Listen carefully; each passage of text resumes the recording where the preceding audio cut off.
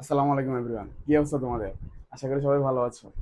তো আজকে মেইনলি আজকে থেকে তো এইচএসসি পরীক্ষা শুরু হয়ে গেছে। তো তোমরা অবশ্যই জানাবে যে পরীক্ষার গার্ড নিয়ে যে তোমাদের এত ভয়ভীতি ছিল, এত সমস্যা, কত কিছু হবে।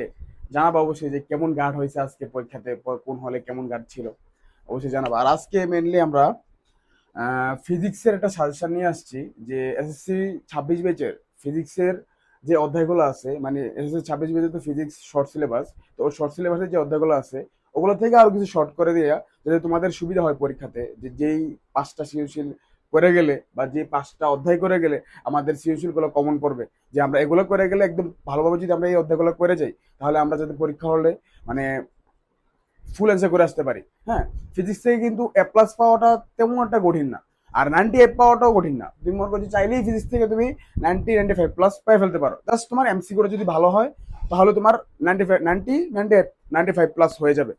আশা করি। তো চলো আমরা শুরু করি। আজকে যে অধ্যায়গুলো আছে আমরা তো অধ্যায়গুলোর নাম জানি। তো এই অধ্যায়গুলো থেকে যদি আমরা পাঁচটা অধ্যায় ভালোভাবে করে যাই, এই অধ্যায়গুলো থেকে যদি আমরা পাঁচটা অধ্যায় ভালোভাবে করে যাই, তো পাঁচটা অধ্যায় থেকে যদি আল্লাহ কবুল করে তাহলে পাঁচটা অধ্যায় থেকে আমরা পাঁচটা সৃজনশীল কমন পেয়ে ফেলবো, হুবহু পাঁচটা সৃজনশীল আমরা পেয়ে যাব। তো এখন এই অধ্যায়টা থেকে স্থির তড়িৎ যে অধ্যায়টা আছে না, এই স্থির বিদ্যুতের অধ্যায়টা থেকে কিন্তু একটা সৃজনশীল মাস্ট আসবে। এটাকে আমরা 3 স্টার ধরি। হ্যাঁ, এটা থেকে একটা সৃজনশীল মাস্ট আসবে। স্থির তড়িতের ক্লাসটা কিন্তু আমার ইউটিউবে আছে, তোমরা চাইলে স্থির তড়িতের ক্লাসটা দেখে নিতে পারো। 26 বেশ 2 ঘন্টা 2.5 ঘন্টার মতো ক্লাসটা। যদি তোমাদের 2.5 ঘন্টার ক্লাসটা এখন দেখতে একটু প্যারা লাগে, তাহলে ক্লাসটা দেখার কোনো দরকারই নাই। জাস্ট ক্লাসের যেই কনসেপ্টটা তুমি সমস্যা মনে করো, ওই কনসেপ্টটা জাস্ট একটু বুঝা দেন ক্লাসের শেষে প্র্যাকটিসগুলো কইরা আর তুমি তোমার টেস্ট পেপার থেকে প্র্যাকটিস করো। এখন আসলে টেস্ট পেপার প্র্যাকটিস করারও সময় নেই। এখন সময় আছে তোমার যে গুছায় রাখছিল আগে, আগে যে তুমি পড়াগুলো গুছিয়ে রাখছিলে টেস্ট পেপার প্র্যাকটিস করতে করতে, যেগুলো গুছিয়ে রাখছিলে যে আমি পরীক্ষার সময় এই ম্যাথগুলো আমি দেখে যাব। মনে করো যে একটা অধ্যায় 30টা ম্যাথ আছে, ওই 30টা সৃজনশীল আছে, 30টা সৃজনশীল থেকে তুমি 4টা বা 5টা সৃজনশীল গুছিয়ে রাখছো, যে এই 4টা বা 5টা সৃজনশীল আমি পরীক্ষার সময় পরীক্ষার আগের দিন রাত্রেবেলা দেখে যাবো, কারণ এই 4টা 5টা সৃজনশীল আমার সবকিছু কভার করে ফেলবে। তো এরকম যদি করে থাকো তাহলে তুমি 4টা 5টা সৃজনশীল তুমি দেখে যাও, ঠিক আছে। আর যদি না করে থাকো তাহলে জাস্ট তুমি টাইপ ধরে ধরে সৃজনশীল একটু প্র্যাকটিস করে যাও। এখন যেহেতু তুমি এখন ইয়া করো নাই, মানে গুছাও নাই, তুমি জাস্ট কি করবা, টাইপ ধরে ধরে সৃজনশীলটা প্র্যাকটিস করে যাও, ঠিক আছে। তো স্থির বিদ্যুতের মধ্যে আমরা দেখবো যে তড়িৎ ক্ষেত্র, তড়িৎ প্রাবল্য, তারপরে তড়িৎ বিভব আর ধারকের কিছু টপিক আছে। হ্যাঁ, তো তড়িৎ প্রাবল্য টপিকটা থেকে একটা সৃজনশীল মানে ধরো গ অথবা গহ আসার সম্ভাবনা, অনেক বেশি তড়িৎ প্রাবল্য টপিকটা থেকে, ঠিক আছে। দেন তড়িৎ বিভব, তারপরে ধারক থেকে সৃজনশীল আসার সম্ভাবনা মোটামুটি ভালোই আছে। আর তোমাদের স্থির তড়িৎ থেকে কিন্তু কতে এবং ক্ষতে মোটামুটি ভালোই সংজ্ঞা আছে। ইলেকট্রোস্কোপ যন্ত্র কাকে বলে, তো এগুলা কিন্তু আমাদের মানে স্থির তড়িৎ থেকে একটা পুরা একটা পুরা সৃজনশীল আসার সম্ভাবনা কিন্তু অনেক বেশি, ঠিক আছে। স্থির তড়িৎ থেকে পুরা ক খ গ গহ সহ পুরো একটা সৃজনশীল আসার সম্ভাবনা অনেক বেশি। আর এছাড়াও স্থির তড়িতের ক খ, মানে ক খ যদি স্থির তড়িৎ থেকে আসে, অন্য ওদের থেকে গ গ আসতে পারে, ঠিক আছে। যদি মনে করো যে স্থির তড়িৎ থেকে একটা সৃজনশীল পুরো কমন পাইলে, আর সাথে যদি তুমি ক খ মানে 13 নম্বর একটা এই ওদের থেকে তুমি হুবহু কমন পাইতে পারো, ঠিক আছে।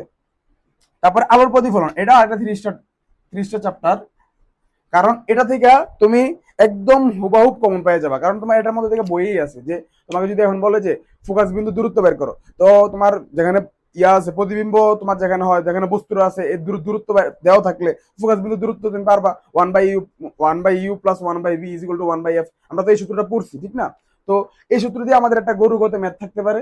দেন ঘোড়াগত থাকতে পারে কি, তোমার মনে করো যে উত্তল দর্পণ বা অবতল দর্পণে বা সমতল দর্পণে বস্তুরা যদি মানে ফোকাসে রাখি, ফোকাসের বাইরে রাখি, ফোকাসের ভিতরে রাখি, তো এরকম থাকলে বস্তুর প্রতিবিম্ব কেমন হবে, এটা চিত্রায়িকা তোমাদেরকে গহতে ব্যাখ্যা করতে বলতে পারে। তো এই অধ্যায়টাও সেম ভাবে অনেক গুরুত্বপূর্ণ অধ্যায়, যে এটা থেকে তুমি একটা পুরো আস্থা সৃজনশীল একটা কমন পাইতে পারো, ঠিক আছে।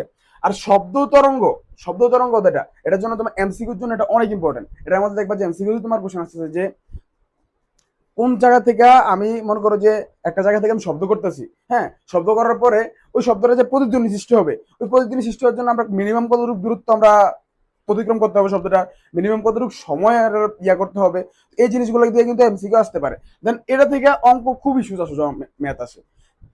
তো তরঙ্গ শব্দ থেকে অনেক সোজা ম্যাথ আসে। জাস্ট তোমাকে বলবে যে তুমি যদি এতটুকু দূরত্বে দাঁড়ায় থাকো, তোমার সামনে যদি একটা প্রতিবন্ধক থাকে, তুমি যদি এখান থেকে একটা মানে আওয়াজ করো বা চিল্লান দাও, তাহলে তোমার কাছে প্রতিদিন আসতে কত সময় লাগবে, এবং বলো এমনটা বলতে পারে যে তুমি কি প্রতিদিন শুনতে পারবা কি পারবা না, অথবা তোমার সামনে তোমার কোনো বন্ধু আছে বা তোমার পিছনে কোনো বন্ধু আছে, বলো যে তোমার বন্ধু কি প্রতিদিন শুনতে পারবে কি পারবে না, এরকম কোশ্চেন কিন্তু আসতে পারে। তো শব্দ তরঙ্গ অধ্যায়টাও আমরা ধরে নিতে একটা 3 স্টার টপিক, 3 স্টার অধ্যায়, ঠিক আছে। তো কাজ শক্তি ক্ষমতা এই অধ্যায় থেকে আমাদের পুরো একটা সৃজনশীল আসার সম্ভাবনাটা একটু কম, কারণ একটা সৃজনশীলের গরু বা ঘোড়া তুমি পাবা, কি কিরকম কোশ্চেন আসতে পারে, বিয়োগ শক্তি, গতিশক্তি, এমন আসতে পারে যে হ্যাঁ মানে কোন একটা বস্তু এতটুকু উচ্চতায় আছে, উচ্চতা থেকে নামার সময় কোন একটা পয়েন্টে তার বিয়োগ শক্তি গতিশক্তি 3 গুণ হয়ে গেল, বা গতিশক্তি বিয়োগ শক্তির হাফ হয়ে গেল, এরকম কিছু একটা, এরকম ম্যাথটা তুমি পাওয়ার সম্ভাবনা অনেক বেশি। এই যে বিয়োগ শক্তি গতিশক্তির এত গুণ, বিয়োগ শক্তি বা গতিশক্তি বিয়োগ শক্তির এত গুণ হয়ে যায়, তো এরকম ম্যাথ, এই টাইপের ম্যাথটা পাওয়ার সম্ভাবনা তুমি ধরো যে 90% ধরে রাখতে পারো। আর তোমার আরেকটা আছে যে কোনো বস্তু এত উচ্চতা যদি তার বিয়োগ শক্তি এত হয়, তাহলে গতিশক্তি কত হবে, এরকম বাইর করার ম্যাথগুলোও কিন্তু আসে। তো মোট কথা হচ্ছে কাজ শক্তি ক্ষমতা থেকে পুরো একটা সৃজনশীল তুমি নাও পাইতে পারো, কিন্তু সৃজনশীলের গ অথবা ঘ অথবা ভাগ্য ভালো থাকলে পুরো একটা সৃজনশীল তুমি কমন পেয়ে ফেলতে পারো, ঠিক আছে। তো এটাকে আমি যদি 2 স্টার ধরি, হ্যাঁ, এটাকে আমি 2 স্টার ধরলাম। তো এরপরে দেখি বল, বল থেকে কিন্তু পুরো একটা সৃজনশীল আসার সম্ভাবনা কমই থাকে। যদি প্রশ্ন সহজ হয়ে যায় তাহলে প্রত্যেকটা থেকে একটা সৃজনশীল আসবে, প্রশ্ন সহজ হলে প্রত্যেকটা থেকে একটা সৃজনশীল আসবে, কারণ আমাদের অধ্যায় আছে 7টা, কোশ্চেন আসবে 8টা। আমি যতটুকু জানি কোশ্চেন তোমাদের হয়তো এবার কোশ্চেন 8টা আর অ্যান্সার করতে হবে 5টা। সামনেবার থেকে কোশ্চেন কয়টা, কোশ্চেন মনে হয় 7টা আসবে আর অ্যান্সার করতে হবে মনে হয় 4টা। তো এখন তোমাদের কোশ্চেন হচ্ছে 8টা,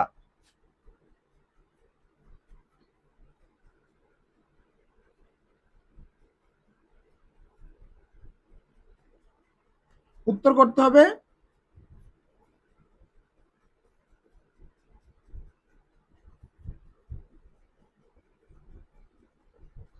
কোশ্চেন আছে 8টা, উত্তর করতে হবে 5টা। তো ইজিলি তুমি 3টা কোশ্চেন বাদ দিতে পারো। এখন তোমার চিন্তা করতে হবে যে আমি যে 3টা কোশ্চেন বাদ দিব, যে 3টা কোশ্চেন বাদ দিব, বাদ দেওয়ার পরে যে 5টা কোশ্চেন থাকবে, ওই 5টা কোশ্চেন আমি ফুললি পারতেছি কিনা। তো 5টা কোশ্চেন ফুললি পারতে হলে তোমার ওই যে 5টা কোশ্চেন যে অধ্যায় থেকে আসছে ওই অধ্যায়গুলো তোমার কিন্তু ফুললি পারতে হবে। যদি তুমি স্কিপ করে যাও অধ্যায়গুলা, তাহলে কিন্তু তুমি যে 5টা অধ্যায়ের প্রিপারেশন নিবা, ওই 5টা অধ্যায় যদি তুমি একদম ফুললি একদম যেখান থেকে কোশ্চেন করো তুমি যদি পারো, তাহলে তোমার কিন্তু মানে পরীক্ষা হলে তুমি ফুল অ্যান্সার করে আসতে পারবা। যদি তুমি এমন করো যে ভাই 5টা অধ্যায় আমি ভালো করে পড়লাম না, আমি মনে করেন যে 3টা অধ্যায় বাদ দিয়ে দিলাম, সরি 7টা অধ্যায় থেকে 2টা অধ্যায় বাদ দিয়ে দিলাম, 5টা অধ্যায় ঠিক করে পড়লাম না, তাহলে কিন্তু তোমার পরীক্ষা হলে ফুল অ্যান্সার করে আসাটা খুবই টাফ হয়ে যাবে। আর ফিজিক্সে এখন তুমি যদি ফুল অ্যান্সার করে না আসতে পারো, তুমি যদি ফিজিক্সে 90 নাম্বার না পাইতে পারো, বা ধরো এত সোজা মানে ফিজিক্স 10 এর ফিজিক্স কিন্তু অনেক সোজা, তো ফিজিক্স থেকে যদি তুমি মানে একটা ভালো রেজাল্ট না করতে পারো, পরে কিন্তু তোমার একটা আফসোস হবে, অনেক আফসোস হবে যে আমি ভাই আরেকটু পড়লে তো আমি ফিজিক্সটা পাই ফেলতাম। তুমি যখন ইন্টারে উঠবা আল্লাহ দিলে, তো তখন দেখবা যে ইন্টারে ফিজিক্সের তুলনায় এসএসসির ফিজিক্সটা অনেক অনেক অনেক সোজা। তখন তোমার কাছে আফসোস হবে, আরে ভাই আমি একটু পড়লেই তো আমি ওটা হয়ে যেত, অল্প একটু পড়লে একটু যদি আমি এটা দেখে দিতাম তাহলে কিন্তু আমার হয়ে যেত। আর ফিজিক্সে মাস্ট তোমার ভাই প্র্যাকটিস করে যেতে হবে। প্র্যাকটিস যদি তুমি না করে যাও, সূত্র তোমার মুখস্থ ঠুটস্থ, তাও তুমি পারতা না। কারণ কি ভাই, প্র্যাকটিস করে গেলে তোমার ওখানে যায় সেটা তুমি অঙ্কটা ধরতে পারবা। ফিজিক্সে হুবহু কোশ্চেন তোমার দিতে না, ঘুরে দিব কোশ্চেনটা ঘুরে দিলে তুমি কোশ্চেনটা ধরতে হবে না, ধরবা কিভাবে? তোমাকে প্র্যাকটিস করে গেলে তুমি বুঝতে পারবা যে কোশ্চেনটা এই এই জায়গা থেকে আসছে। প্র্যাকটিস না করে যাও, জাস্ট সূত্র মুখস্থ করে যাও, সূত্র তুমি পড়ে গেলা, গাড়ি থেকে তুমি উল্টে গেছো, তোমার টাফ হয়ে যাবে, অনেক টাফ হয়ে যাবে, তুমি ধরতে পারবা না। ঠিক আছে, আমরা তারপরে যাই।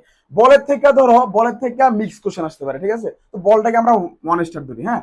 আর ভৌত জগতের রাশি ও তার পরিমাপ, এটা থেকে মনে করো যে গতে একটা সৃজনশীল মানে পুরো একটা সৃজনশীল না আসার সম্ভাবনা খুবই কম, পুরোটা সৃজনশীল আসার সম্ভাবনা খুবই কম, কিন্তু ভার্নিয়ার স্কেল, আপেক্ষিক ত্রুটি, তারপরে তোমার স্ক্রু গজের যে ইয়াগুলো আছে না, এগুলো দিয়ে তোমার একটা ম্যাথ আসতে পারে, ঠিক আছে। ধর 3 নাম্বার বা 4 নাম্বার এটা থেকে আসতে পারে। আর কিন্তু ক থেকে এটা থেকে কিন্তু ভালো কোশ্চেন আসতে পারে, ঠিক আছে। এটাকে আমরা 1 স্টার ধরি, ঠিক আছে। তারপরে গতি যে ইয়াটা, এটাকে আমরা 3 স্টার। এটার থেকে পুরো একটা সৃজনশীল আসার সম্ভাবনা খুবই বেশি। এটা থেকে তোমাকে বলে দিল যে বেগ আর সরণের একটা গ্রাফ দিয়ে দিল, বা বেগ আর সরণের একটা শক দিয়ে দিল, তারপরে তোমার বললো যে এটা তুমি ইয়া সময় বের করো, মানে যে কোনো কিছু বের করতে বলতে পারে, যে কোনো কিছু বের করতে বলতে পারে। তুমি দ্বিতীয় অধ্যায় সূত্র, দ্বিতীয় অধ্যায় কে না পড়ে, একদম ফিজিক্সের প্রথম অধ্যায়, দ্বিতীয় অধ্যায়ের মধ্যে জাস্ট 5টা সূত্র আছে, এই 5টা সূত্র পড়ে যাবা, 5টা সূত্র পড়ে সেটা জাস্ট তুমি গাইডে প্র্যাকটিস করো। গাইডে প্র্যাকটিস করলে তো তোমার ধারণাগুলো এসে পড়ে যে কখন তুমি কোন সূত্রগুলো ইউজ করবে, কখন কিভাবে ইয়া করতে হবে। তো এই যে দ্বিতীয় অধ্যায় কিন্তু কখন অনেক ভালোভাবে আসে, অনেক বেশি আসে। দ্বিতীয় অধ্যায় কিন্তু কখ ইনফরমেশনও অনেক বেশি আছে, ঠিক আছে। তো মেইনলি আমরা যদি এখন বলি যে আমরা 5টা অধ্যায় শুধু প্রিপারেশন নিয়ে যাবো, শুধু 5টা অধ্যায় প্রিপারেশন নিয়ে যাবো যাতে আমরা পরীক্ষা হলে অ্যান্সার করে আসতে পারি। তো 5টা অধ্যায় যদি আমরা প্রিপারেশন নেই, তাহলে আমরা স্থিতিরোধটা অবশ্যই নিব, দেন আলোর প্রতিফলন, শব্দ তরঙ্গ, এরপরে কাজ শক্তি ক্ষমতা, পাঁচটা অধ্যায় যদি নিব, কাজ শক্তি ক্ষমতা, যদি আমরা কাজ শক্তি ক্ষমতা থেকে একটা কোশ্চেন কিন্তু আসবে, কাজ শক্তি ক্ষমতার গতি নিয়ে যেতে পারো, এই পাঁচটা অধ্যায় তুমি প্রিপারেশন নিয়ে যেতে পারো, ঠিক আছে। এই পাঁচটা অধ্যায় যদি তুমি বলো যে ভাই আমি শুধু পাঁচটা অধ্যায় প্রিপারেশন নিয়ে যাবো, তাহলে তুমি এই পাঁচটা অধ্যায় প্রিপারেশন নিয়ে যেতে পারো। আর যদি বলো ভাই পাঁচটা অধ্যায় প্রিপারেশন নেওয়ার আমার সময় নেই, আমি চারটা অধ্যায় প্রিপারেশন নিবো, চারটা অধ্যায় যদি প্রিপারেশন নাও তাহলে তুমি গতি চ্যাপ্টারটা মাস্ট প্রিপারেশন নিবা, আর স্থির বিদ্যুৎ থেকে নিবা। তো তোমার যদি ভাগ্য ভালো থাকে গতি থেকে দূরে আসতে পারে, গতি থেকে দূরে আসতে পারে, ঠিক আছে। তুমি ভাগ্য ভালো থাকলে গতি থেকে দুইটা কোশ্চেন পাইলা, স্থির বিদ্যুৎ থেকে তুমি একটা কোশ্চেন পাইলা, তো তোমার হয়ে গেল তিনটা কোশ্চেন।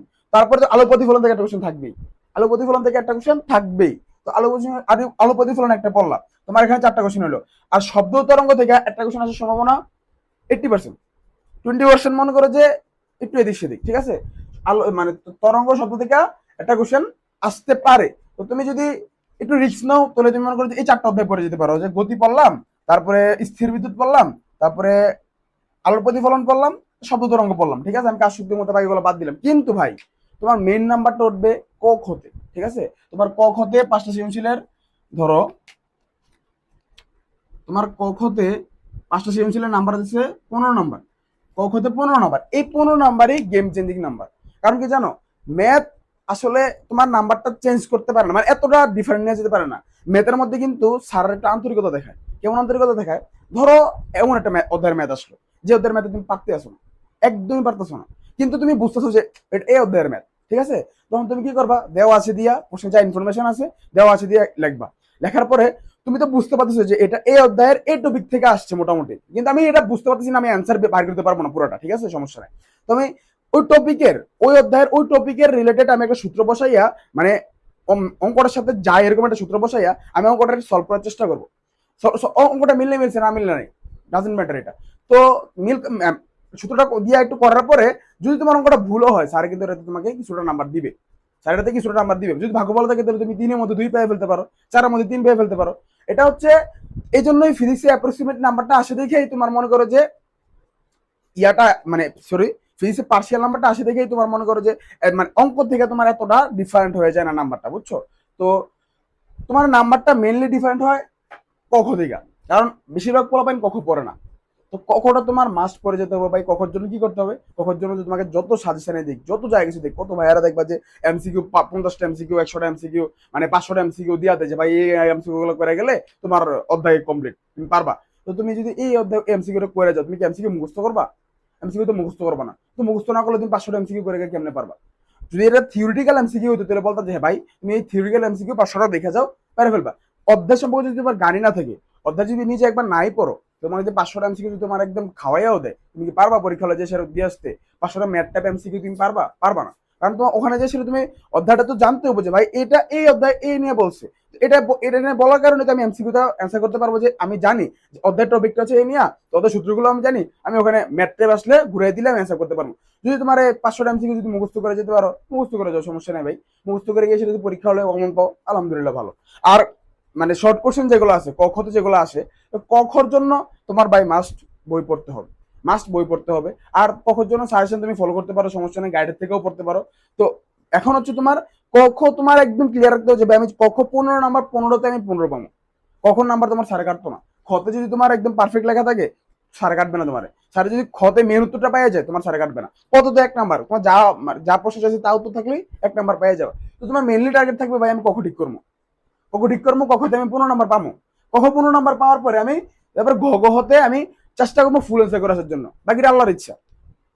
আমি এখন কি বললাম, যদি তুমি 4টা অ্যান্সার করতে চাও তাহলে তুমি গতি পড়বা, তারপরে তরঙ্গ শব্দ পড়বা, আলো প্রতিফলন পড়বা, স্থির বিদ্যুৎ পড়বা, ঠিক আছে। 5টা পড়লে, আর 5টা অধ্যায় পড়তে চাইলে তুমি এই 5টা পড়তে পারো। আর যদি একদম সেফ খেলতে চাও, একদম সেফ খেলতে চাও, তাহলে তুমি বলটা সহ পড়ে ফেলো, একদম সেফ। আমি বল সহ পড়া 6 অধ্যায় পড়েছি না, আমি একদম সেফ। আমার থেকে যে কোশ্চেন আসবে আমি পারবো। আমি সকালে এই অধ্যায় থেকে একটা সিনশিয়াল আমি অ্যান্সার করবো না, এই থেকে যে একটা সিনশিয়াল আসবে অ্যান্সার করবো না, সমস্যা আছে। আমি এই 6টা পড়ে যেটা আমি একদম সেফ খেলবো, ঠিক আছে। আর তোমার তো ভাই সেফ, তুমি সৃজনশীলই খেললা, কিন্তু কখতে কি খেলবা? কখতে তোমার মাস্ট তোমার একটু পড়তে হবে। কখর জন্য ভাই মাস্ট পড়তে হবে, কারণ কখন নাম্বারটা তুমি মিস করো না। কখর জন্যই তোমার এই যে মানে নাম্বারে তারতম্যটা বেশি হয়ে যায়, বুঝছো। তো তুমি এভাবে করে যাও, আল্লাহ ভরসা, ভালো করতে পারবা ইনশাল্লাহ। আর ফিজিক্সটা তেমন টাফ না, এতটা টাফ হিসেবে তোমরা নিও না, ফিজিক্স খুবই সোজা। তুমি জাস্ট একটু মনোযোগ দিয়ে একটু গুছিয়ে পড়ো। আর পরীক্ষার আগে যদি মনে হয় তোমরা পরীক্ষার আগে ফিজিক্সের আগে একদিন গ্যাপ পাবা, একদিন গ্যাপ পাইলে তোমরা 5টা অধ্যায় যদি টার্গেট নাও, তো পরীক্ষা থেকে আসি সেরা যেদিন পরীক্ষা দিয়ে আসবা ওই দিন আসি সেরা একটা অধ্যায় শেষ করে ফেলবা, রিভিশন দেওয়া। তারপর ওই দিন রাত্রেবেলা আবার একটা অধ্যায় শেষ করে ফেলবা, তো 2টা অধ্যায় শেষ। পরের দিন সকালে একটা অধ্যায় শেষ করো, দুপুর একটা অধ্যায় শেষ করবা, আবার রাতে একটা শেষ করো, 5টা অধ্যায় শেষ। কিন্তু শেষ করার পরে চেষ্টা করবা যে রাতের মধ্যে সবগুলো একটা রিভিশন আবার দেও না, মানে পড়া না, সবগুলো সেটা চোখ ঘুরানো যে ভাই আমি পারতেছি কিনা। যদি 5টা অধ্যায় তোমার টার্গেট থাকে, 6টা অধ্যায় টার্গেট থাকলে টাইমগুলো একটু গুছিয়ে গুছিয়ে নিয়ে, টাইমগুলো একটু কমায় কমায় নিয়ে মাঝখানে একটা অধ্যায় পড়ে ফেলবা। ঠিক আছে, এনাফ টাইম আছে, খুব সহজভাবে পড়ে যেতে পারবা। পরীক্ষা নিয়ে কোনো টেনশন নাই, ইজিলি পরীক্ষা দাও, আল্লাহ ভরসা, ভালো কিছু করতে পারবা। আর আজকে এই পর্যন্তই, আল্লাহ হাফিজ।